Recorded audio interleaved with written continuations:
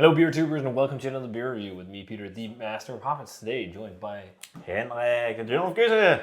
yes, and we're about to try some hype beer. It's been a long time since we had hype beer together.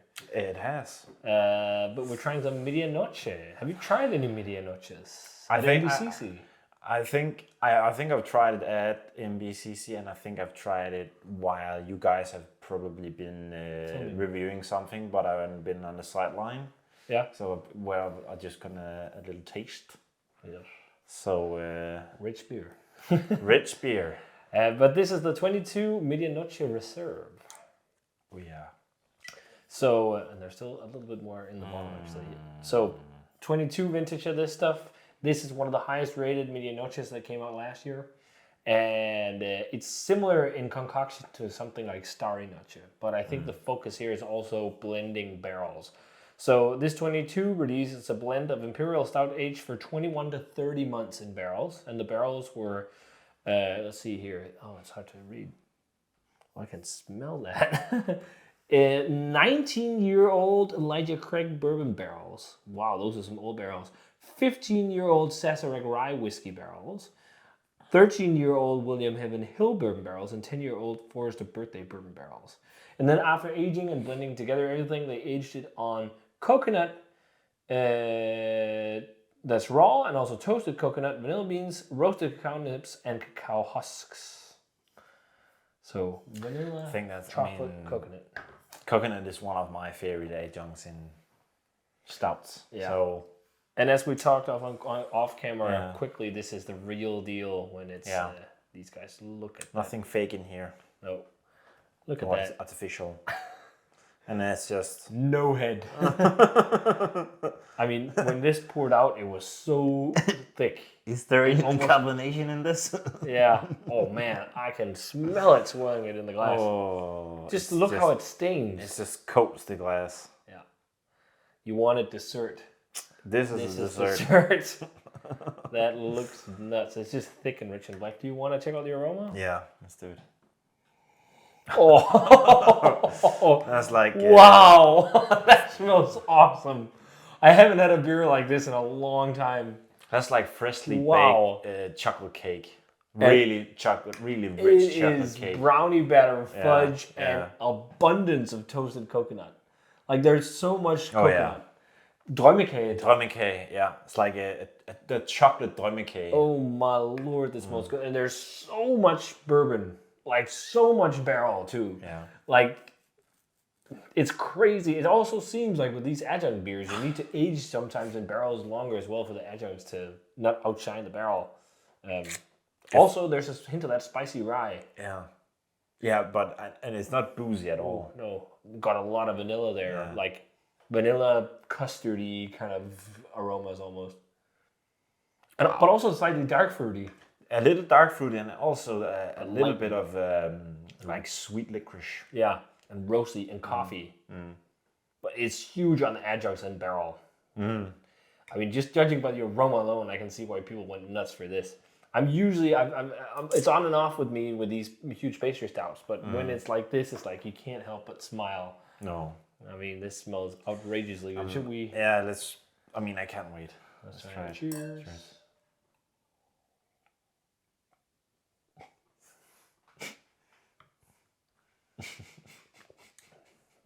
Oh, holy shit. Wow. Oh my lord, that is... You know what? It's really rich, but because there's so much barrel flavor, it's not too rich. No. Like this is but this is also the maximum in terms of richness in a stout. It should not be more rich than this. Oh my god. This is one of the best coconut beers I've had, or adjunct beers I've had in a long time. If it was rich, it would be syrup. Yeah. It's almost got like a chocolate sauce, chocolate sauce type consistency. Almost. Like it's right on the verge. I don't think I've had anything with as thick of a mouthfeel for a very long time. Try to look at this when I pour something in the glass. Yeah. Yeah. It's chocolate sauce. That is nuts. But what I love is that the integration of like, oh, that was some chunks. The integration of barrel and adjuncts is so good on this. Like some Medianoches are maybe a bit too harsh on like intense roastiness and whatnot when they're on their own. This like seems like it's a base beer that's so good for adjuncts because it's like it carries the coconut and vanilla and chocolate so well. Yeah. It's like a chocolate fudge kind of brownie type flavor with a coconut top that is like in Drømmekage, like that caramelized coconut that's just soaked in bourbon. Yeah. And it doesn't. I mean, it's definitely one to share, but it doesn't get too overwhelming. I mean, it's not like cloyingly. It is sweet. Yeah, but it's not cloying. No, it's and not. I think that's because it has roastiness and also lots of barrel flavor. Yeah, I think the barrel really saves it. Yeah, from being way too sweet. It doesn't say the ABV. It doesn't? No. The thing is, like, often with the Medianoches, there's no ABV mentioned on the label, but I know they're often around 15%. So it's a bit damn, that's a sipper. Yeah, it's a sipper. And probably sharing this between two is maybe even too little. Yeah, you could definitely be four or five or six people for this. For sure. We're treating ourselves. It's Easter. Yeah. Happy Easter. It's Happy Easter. This is our Easter egg. It is. I mean, this is better than an Easter egg.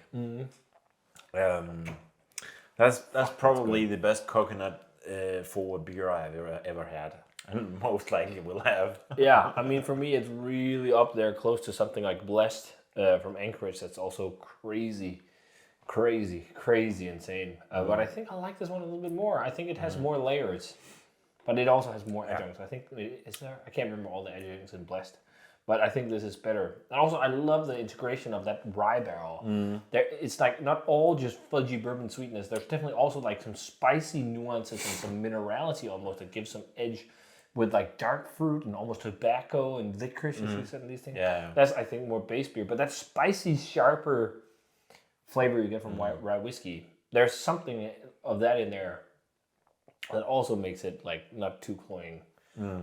And then it's just like right on the verge, like it's extreme, it's intense with all the adjuncts, but it doesn't go overboard. No.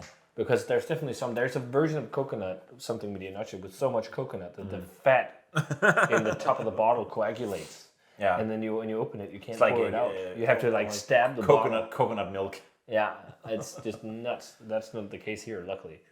Because you can still taste a base beer in barrels. I mean, I'm glad that it is not more. I mean, it couldn't almost be more intense than this. Nope. And if it were, it would be too much. Yeah. I think they kind of hit this perfectly. Yeah, they hit it right out of the park. It almost tastes like it's peaking right now. Like this is the prime territory where the adjuncts has settled in a bit and the base really shines. Like you can't really put a finger on anything here that I dislike. Like. And it does have carbonation. It's not flat. It does have carbonation. But it's very gentle. It looks flat, but it actually does have a bit of nice bubbles. But what's interesting is like it's just motor oil pouring out, and it's so rich, but it's never cloying. Oh no, that's crazy. I mean, I can finish this glass by myself, no problem. Yeah. Me, same here. Crazy. But it's like that, it's like that really intense chocolate cake brownie thing. Yeah. This is enough for me, and then I'm good. Yeah. I would never solo on this. But it's also like if we were only two people, this is a good. Like if this was a bigger bottle, it would be too much. Yeah, it would. What do you think in terms of grade? I don't think it's probably not 100, but it's very, very close, aren't we? So maybe 98. 98, I would say. Yeah, 98. I was thinking along those lines. I was like, I'm also not 100, but it's fucking close. It's definitely the best adjunct stout I've had all year. And then I'm just thinking in my head, like, Blessed, it's similar in terms of territory to Blessed, but it's like, I'm also not 100. Like, but it's so close. Like, there's nothing. It's world-class beer. It's really hard to put a figure on. Is it a 99 then? Yeah, it's like a 98, 99, I think. And I definitely like this over the Starry Noche. I think Starry Noche was more over the top than this, and it didn't have this level of barrel complexity. And I think that was a 21, or is it 20? 21 maybe. They also did a summer version. I didn't try that one. I haven't hunted a lot of these crazy pastry stouts in a long time. This is just decadent. Yeah, it's wonderful. I mean, I think if you have something in your cellar, you drink it now, and if you haven't traded for some, get some. It should be fairly easy to get because most of these go for really cheap, and they didn't have distribution as they've had with a couple of the Medianoches, but like I think there's a lot around for what it is. But yeah, lovely, crazy good, world class, over the top pastry beer. How you do it? How you do a barrel aged pastry stout? This one. Yeah, I think I actually like it a little bit more than Blessed. Also because it's less sweet, more umami rich. So maybe this is the 99 and Blessed is the 98, maybe 97. I don't know. It's just like, I love that it has some umami and like spice and whatnot. So it's not all just sweet syrup. Yeah, no. What an Easter egg. I'm glad we chose this one to have. Fucking amazing. If you guys had a chance to try Medianoche Reserve from 22, let us know. This is crazy good. I understand why people at the side project Invitational Beer Fest were going nuts over this, because I think it's one of the best Medianoche variants in a long time. So if you guys had this one, let us know what you thought of it. As always, remember to comment, subscribe, check out the Facebook fan page and Twitter and Instagram. Give this video a thumbs up if you enjoyed it, and ring the bell for future notifications about videos. And we're going to say cheers and some crazy pastry stout in loads of barrels, and see you guys in another beer review.